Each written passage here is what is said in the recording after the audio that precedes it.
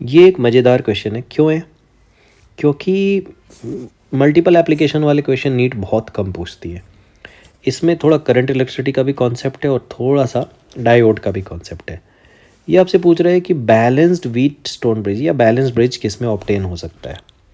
ध्यान से देखना, बैलेंस ब्रिज के लिए मुझे क्या चाहिए?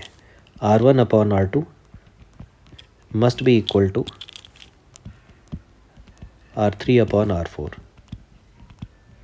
तो अगर मैं देखूं R1 और R2 तो ये 10 और 10 है, तो नीचे भी क्या चाहिए मुझे?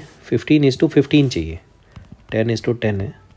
और अगर R3 की वैल्यू 15 दिख रही है मुझे, तो R4 भी मुझे 15 चाहिए। तो किस केस में ये वाला जो रेजिस्टेंस है ना, फोर्थ आर्म वाला, वो 15 पहुंच सकता है, वो मुझे देखना है। देखो 5 के साथ एक फॉरवर्ड बायस रेजिस्टेंस यहाँ मुझे ऐड करना है, ठीक है। So it can reach to 15। यहाँ 5 के साथ रिवर्स बायस है, तो इसका रिवर्स बायस केस में तो करंट पास ही नहीं होती, ये ओपन सर्किट हो जाता है, ठीक है। रेजिस्टेंस बहुत ज़्यादा हाई हो जाएगा, तो इसमें तो नहीं कर सकते। इसमें ये फॉरवर्ड बायस के केस में आइडियल डायोड है तो ये शॉर्ट सर्किट होगा। शॉर्ट सर्किट के साथ 5 को पैरेलल लगाने का मतलब ये है कि ये पूरा ही हो जाएगा शॉर्ट सर्किट, मतलब पूरा ही ये रेजिस्टेंस ज़ीरो होगा। So this is also not possible.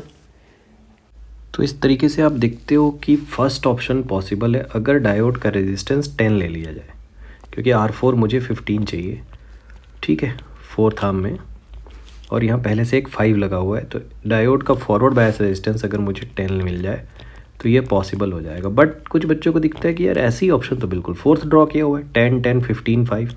ध्यान से देखो बेटा, यहाँ बैटरी रिवर्स लगी हुई है, तो बैटरी रिवर्स लगी हुई है तो ये डायोड चले जाएगा फिर से रिवर्स बायस में, मतलब फिर वो जो है ना, वो केस 2 से मिलता जुलता हो जाएगा, ठीक है। बिल्कुल सेम केस तो नहीं होगा, बट वो रिवर्स बायस में चले जाएगा, और रिवर्स बायस में चले जाएगा तो उसका रेजिस्टेंस हो जाएगा बहुत ज़्यादा, ठीक है। आइडियल केस में वो वहाँ से करंट फ्लो ही नहीं करेगी अगर आइडियल डायोड लेंगे हम लोग तो, ठीक है। So the most correct option is what? First, जिसमें डायोड का रेजिस्टेंस अगर मैं 10 ले लूँ तो फोर्थ आर्म का रेजिस्टेंस 15 रीच कर जाएगा।